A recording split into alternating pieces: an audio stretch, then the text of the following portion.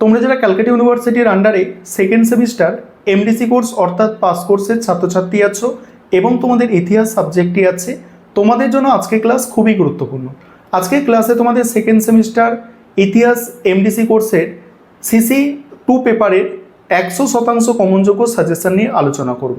অর্থাৎ তোমাদের পরীক্ষার রুটিন দেওয়া হয়েছে, তোমরা দেখেছো ক্যালকাটা ইউনিভার্সিটি তোমাদের সেকেন্ড সেমিস্টারের পরীক্ষার রুটিন কিন্তু পাবলিশ করে দিয়েছে। আজকে তোমরা সিসি 2 পেপারে সম্পূর্ণ সাজেশনটা দেখে নাও। এখানে 2024 সালের প্রশ্নগুলো সাজেশনের একদম প্রথমের দিকে রাখা হয়েছে।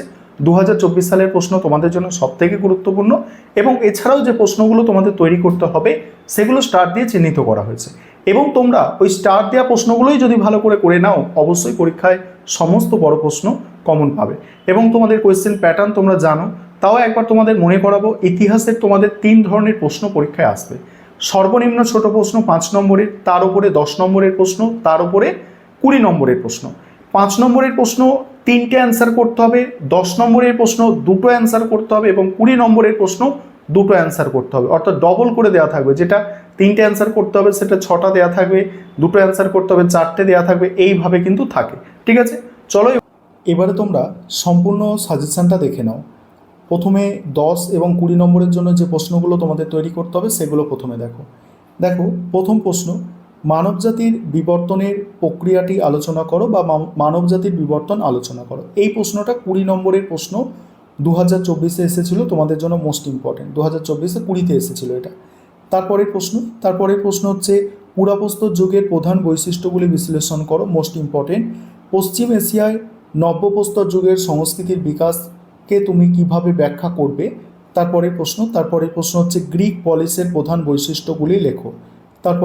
তারপরের প্রশ্ন আছে দেখো যে প্রাক ইতিহাসকালে কৃষির সূচনার কারণ সম্পর্কিত বিতর্ক বিশ্লেষণ করো।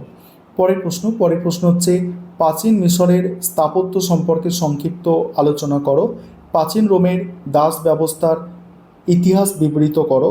পরের প্রশ্ন হচ্ছে দেখো প্রাচীন রোমের দাস ব্যবস্থার পর স্পার্টাকাসের সংবিধান সম্পর্কে একটি নিবন্ধ লেখো।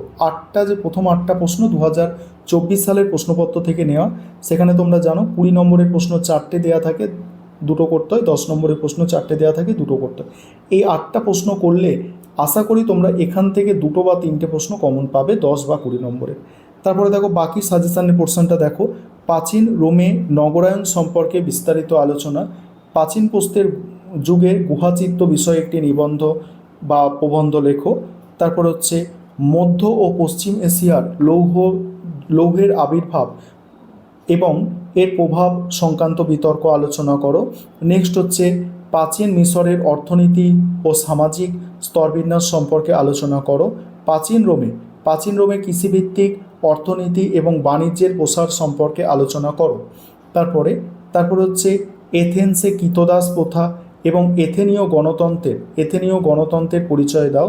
নেক্সট হচ্ছে কি আদিম সমাজ বিকাশে সামাজিক প্রতিষ্ঠানগুলির ভূমিকা আলোচনা করো। তারপর হচ্ছে প্রাচীন গ্রিসের সংস্কৃতিতে সোফিস্টদের অবদান ও শিল্পকলা ও স্থাপত্যের পরিচয় দাও। যেগুলো স্টার দেওয়া প্রশ্ন সেগুলোই সবথেকে গুরুত্বপূর্ণ।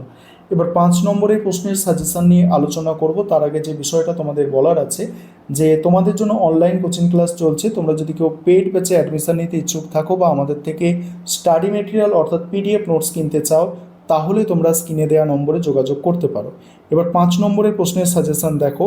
মধ্যপ্রস্তর যুগীয় সংস্কৃতি, নব্যপ্রস্তর যুগের প্রধান বৈশিষ্ট্য, প্রাচীন মিশরের রাজ্যের ধর্মবিশ্বাস, তারপরে লৌহ প্রযুক্তির আবির্ভাবের তাৎপর্য, তারপর হচ্ছে প্রাচীন রোমের ব্যবসা বাণিজ্য, গ্রিক কমেডি নাটক, নব্যপ্রস্তর বিপ্লব, প্রাচীন মিশরের সমাজ ব্যবস্থা, এথেনীয় গণতন্ত্র, গ্রিক ট্র্যাজেডি নাটক, প্রাচীন মিশরের রাষ্ট্রীয় কাঠামো, প্রাচীন যুগের যাযাবর গোষ্ঠী, আর গ্রিসের হচ্ছে শিল্পকলা ও স্থাপত্য। এই হচ্ছে তোমাদের টোটাল সাজেশন। এগুলো ভালো করে তৈরি করো আর পরীক্ষার জন্য টেনশন ফ্রি থাকো।